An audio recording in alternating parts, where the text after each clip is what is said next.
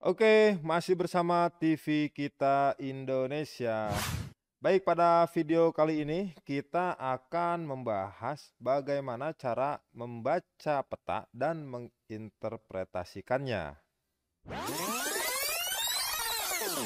Nah, pada zaman sekarang ini kita pasti sudah tidak asing lagi bagaimana cara menggunakan peta sebetulnya. Karena seperti contoh nih, Babang Ojol ini sering banget menggunakan peta untuk menuju ke lokasi yang sudah ditentukan. Atau seperti kita juga sering mungkin ya menggunakan peta di HP kita mungkin. Seperti mencari jalan lokasi yang belum kita ketahui. Nah, coba di antara kita siapa yang suka traveling atau hiking atau jalan-jalan suka menikmati pemandangan-pemandangan misalkannya ya. Nah, ini kan aktivitas-aktivitas yang seru banget bagi kita yang suka. Nah, aktivitas-aktivitas seperti ini tidak lepas dari penggunaan peta untuk mengetahui di mana lokasi kita dan juga lokasi tujuan kita, berapa jaraknya, terus arahnya dan lain sebagainya. Nah, memang dengan kecanggihan teknologi sekarang, membaca peta itu jauh lebih mudah.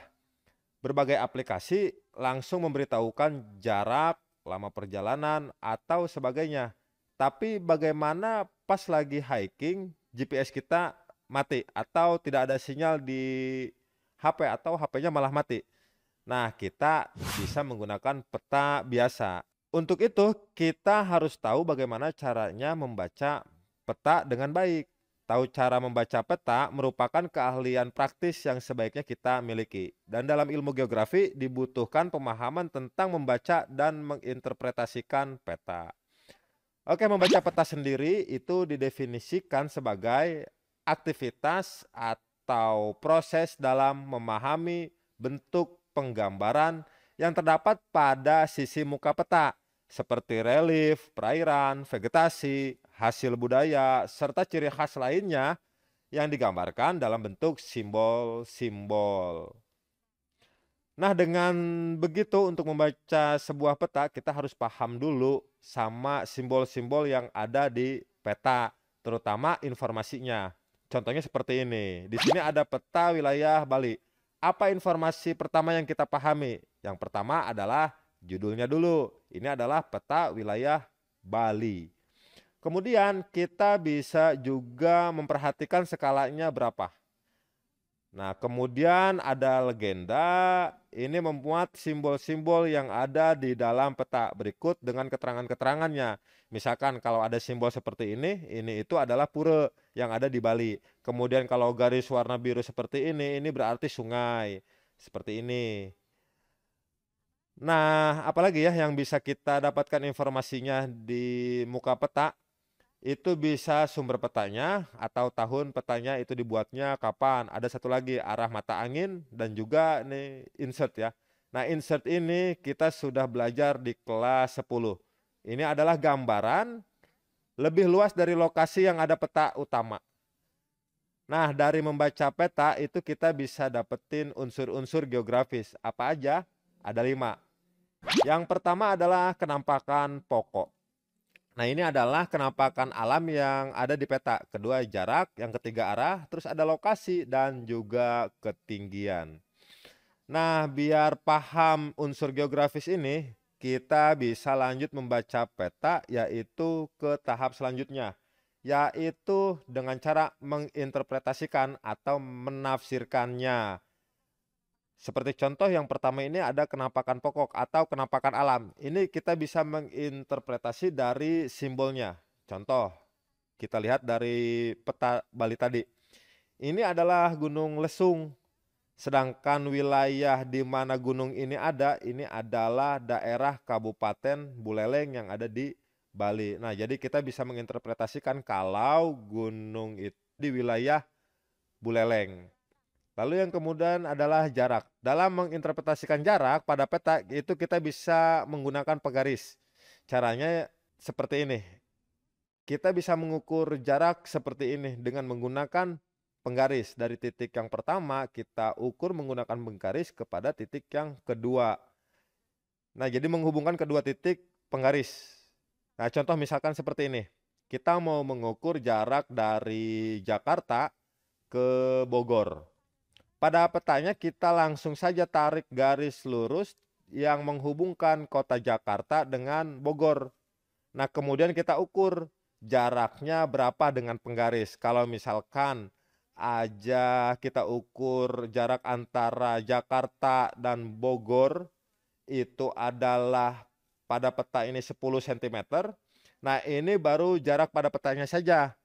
Bagaimana jarak yang aslinya? Gampang, kita langsung lihat aja skalanya berapa. Skalanya di sini 1:50.000. Artinya 1 cm pada peta itu sama dengan 50.000 cm jarak aslinya. Nah, kalau misalkan kita dapat jarak antara Jakarta dan Bogor itu 10 cm, berarti jarak aslinya 10 cm dikali 50.000 cm. Didapatkan jarak antara Jakarta dan Bogor itu adalah 500.000 cm. Nah, kalau kita konversi ke kilometer misalnya ya, kita bisa dapatkan jarak aslinya itu adalah 50 km.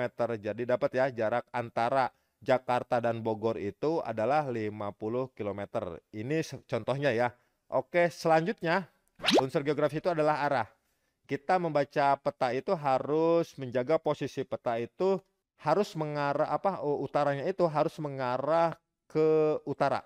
Ini namanya map setting atau pengaturan peta. Pengaturan ini dilakukan dengan bantuan kompas. Ini alat yang digunakan untuk menentukan arah.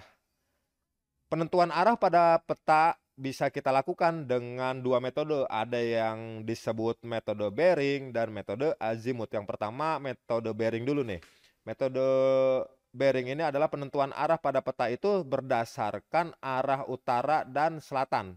Jadi gini, dalam arah mata angin kita punya empat kuadran ya. Kuadran pertama, kedua, ketiga, dan keempat. Nah, ketika lokasi yang pengen kita tahuin arahnya itu berada di kuadran atas, artinya di kuadran yang pertama dan yang keempat, acuan arah kita adalah arah utara. Sedangkan kalau lokasinya itu berada di kuadran bawah, acuan kita adalah arah selatan. Dan perhitungannya itu per kuadran. Dengan begitu, sudut maksimal yang bakal terbentuk itu adalah 90 derajat. Sedangkan kalau metode azimut, ini berdasarkan sudut azimut, di mana azimut itu sendiri besarnya sudut arah dari utara magnet bumi searah jarum jam, dan besarannya itu bisa dari 0 derajat sampai 360 derajat.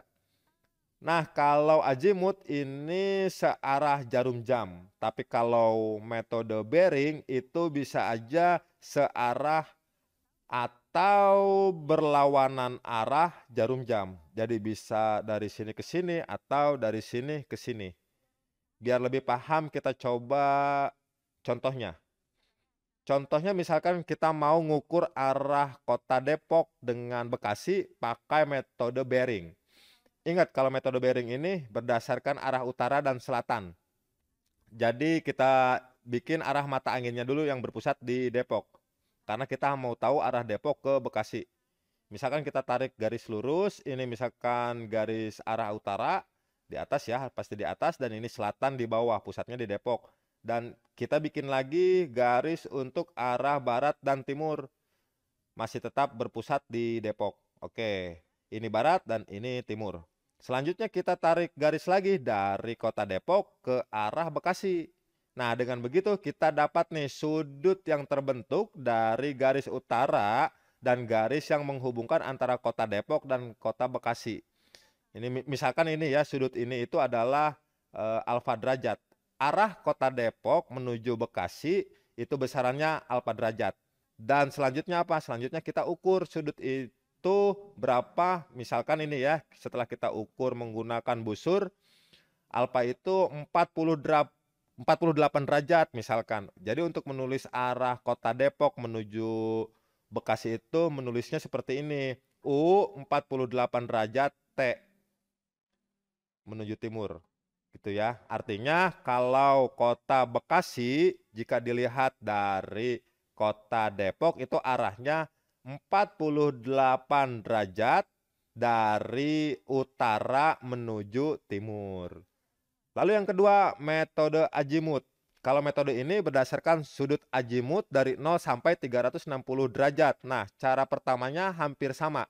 Kita bikin garis dulu yang menentukan arah utara, selatan, timur, barat dulu ya. Misalkan kita ini Bogor dari Depok.